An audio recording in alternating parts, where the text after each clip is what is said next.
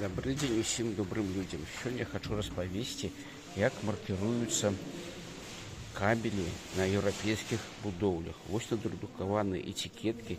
Гэта тут адразу на некалькі шафаў. Але звярніце ўвагу, як тут усё падрабязна падпісана. На кожнай этикетцы 3 строчцы. Першая строчка адкуль ідзе, другая строчка куды яна сунецца, і трэцяя гэта нумар кабеля, які ёсць у кабельным журнале.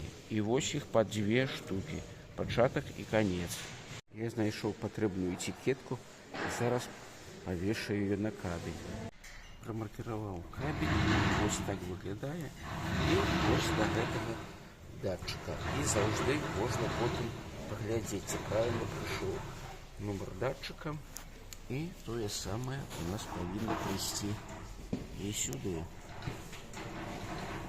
Пакуль.